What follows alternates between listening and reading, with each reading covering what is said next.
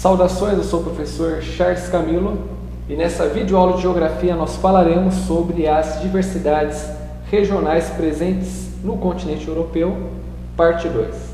Bem, senhores, nessa segunda parte vamos iniciar falando sobre a Europa Oriental, tal como as suas características. Eu desejo a todos uma boa aula e bons estudos. Vamos à nossa introdução.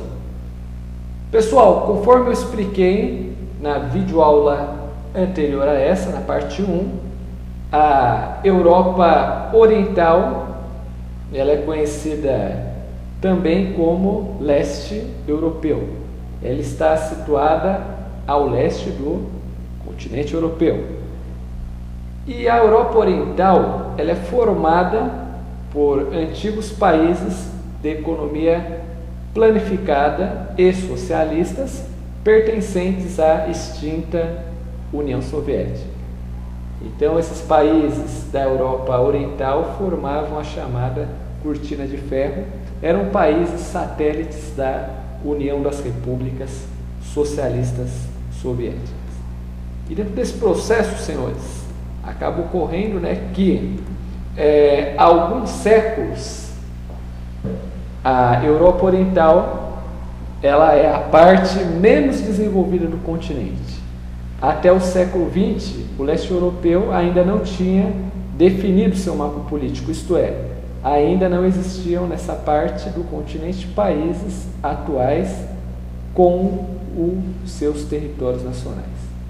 Então, até a Primeira Guerra Mundial, a área situada na parte centro-oriental e ao sul da Alemanha formava o Império Austro-Húngaro, que foi desmembrado por ocasião da Primeira Guerra Mundial, e a Rússia e a Alemanha também perderam terras nesse conflito.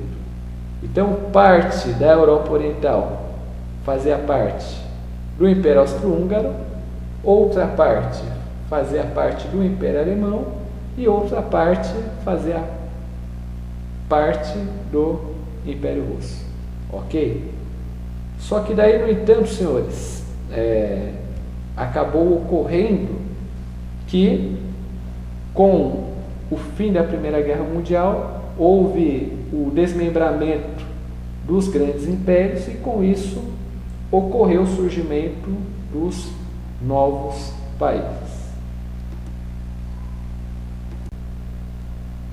Continuando a nossa aula, dos slides a seguir, nós vamos falar sobre os principais países da Europa Oriental. Vamos começar falando sobre a Polônia.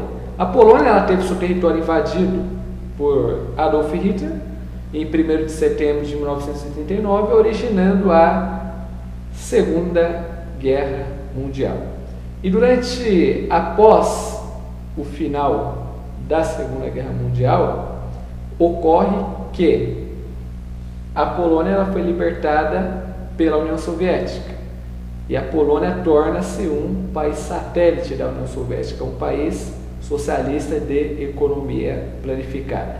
Durante o período socialista, a Polônia recebeu investimentos da União Soviética no setor industrial, sobretudo na indústria de base, só que, porém, ela ficou dependente do petróleo soviético. Após a introdução da economia de mercado, a indústria polonesa não apenas cresceu, como também se diversificou.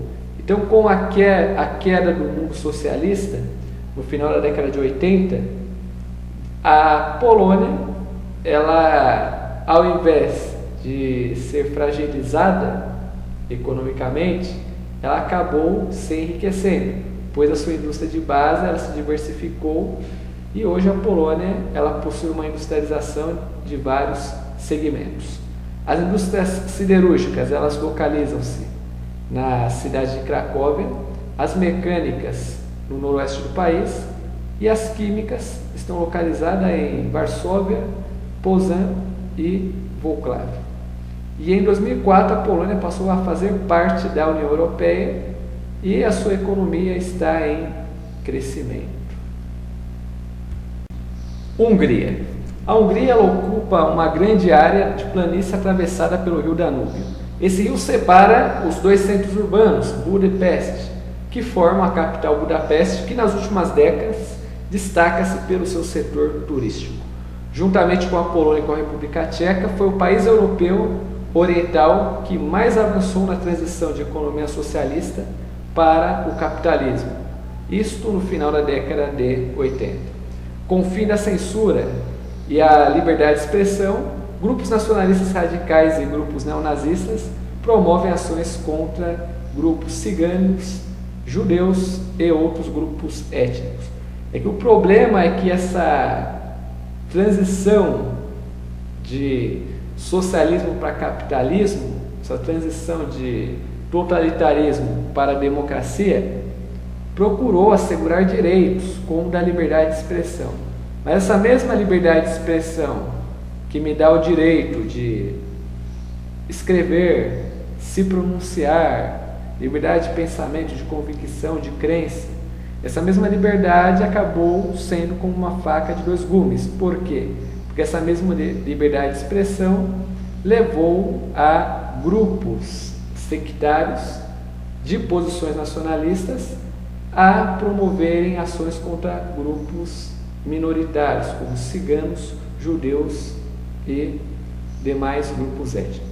Então, de certa forma, um dos problemas que a Hungria ela apresenta hoje, no século XXI, são esses conflitos, né, em relação à xenofobia. Ok? República Tcheca e Eslováquia. A chamada Tchecoslováquia surgiu como Estado-nação em consequência do desmoronamento do Império Austro-Húngaro, ao término da Primeira Guerra Mundial. Em 1992, esses dois países decidiram pacificamente separar-se, formando dois novos países, a República Tcheca e a República da Eslováquia. A República Tcheca é a mais industrializada das duas nações, com indústrias siderúrgicas, metalúrgicas e de cristais. Quanto à criação da Eslováquia, o início do país foi conturbado, pois a população se queixa quanto à questão de não ter sido consultada quanto à criação do país.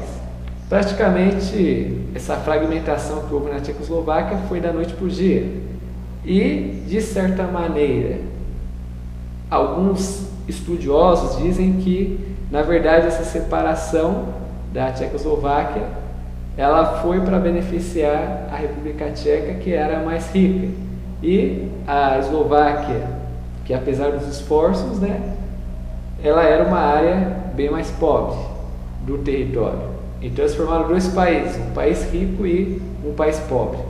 Tanto que hoje, né, a vida política da Eslováquia ela caracteriza-se pela tensão com a Hungria, problemas em relação às fronteiras. No que diz respeito à atividade industrial, somente a capital Bratislava e seus arredores que possuem uma atividade industrial. Só que, porém, a partir de 2010 houve um crescimento de 6,5% ao ano.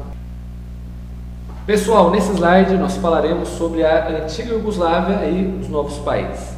A antiga Iugoslávia originou-se ao término da Primeira Guerra Mundial e ela manteve-se unida várias décadas graças às pressões dos Estados Unidos e da União Soviética, que não queriam conflitos nessa região, do carismático líder do país, o Marechal Josip Broz Tito, popularmente conhecido como Marechal Tito. O Marechal Tito ele teve um destaque na história da Iugoslávia, pois durante a Segunda Guerra Mundial a Iugoslávia foi invadida pelas tropas de Hitler e o próprio Marechal Tito ele foi o comandante da resistência.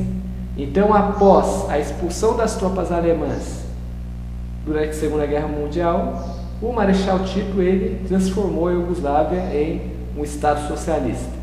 Ele proclamou a República Socialista Federativa da Iugoslávia, formada por 6 países: a Sérvia, Montenegro, Eslovênia, Croácia, Macedônia e Bósnia e Herzegovina. Só que o regime político centralizado em Tito conseguiu manter a unidade do país, mas com a morte de Tito, as repúblicas que formavam a Iugoslávia, elas começaram a entrar em conflito e cada uma delas foram declarando-se independentes. Então, em 1992, com a independência da Bósnia, iniciou-se a chamada Guerra da Barbárie. De toda a Iugoslávia, restavam apenas a Sérvia e Montenegro, que em 2006 se declararam independentes.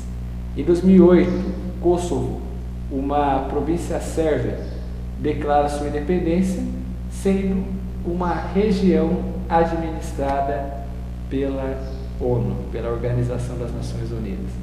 Tanto que essa guerra que houve na Bósnia foi uma guerra bastante sangrenta, que teve uma grande repercussão na mídia mundial. Bósnia e Herzegovina. A Bósnia ocupa uma área de 51.129 km², com uma população de 3,9 milhões de habitantes. E os sérvios croatas correspondem a cerca de 51,4% dessa população e os bósnios 48%. Os bósnios eles seguem a religião islâmica e os croatas a religião católica e os sérvios o cristianismo ortodoxo. Depois que a Bósnia tornou-se independente em 91, ela envolveu-se na mais intensa guerra dos anos 90. Com o fim da guerra em 95, o país passou a estar sob vigilância das tropas de paz da ONU e das forças da OTAN. Fato que levou ali a investimentos na recuperação do país. Para concluir nossa aula, vamos encerrar falando sobre Kosovo. Kosovo é uma região autônoma que tem uma área de 10.800 km², e está localizada ao sul da Sérvia, fazendo fronteira com a Albânia e Montenegro. Sua população era de cerca de 2 milhões de habitantes, mas os conflitos entre 98 a 99 provocaram milhares de mortes e o saldo de 1 milhão de refugiados. Em 1999, com a pacificação da região, Kosovo passou a ser uma região autônoma administrada pela ONU, pela Organização das Nações Unidas. Em 2008, Kosovo declarou-se independente da Sérvia e a sua independência foi reconhecida por vários países da Europa e pelos Estados Unidos. A Sérvia ela foi contra essa independência, tanto que a Sérvia ela só pode ingressar na União Europeia se ela reconhecer a independência de Kosovo. Bem, senhores, por aqui eu encerro esta videoaula. Eu espero que vocês tenham gostado e até o próximo episódio.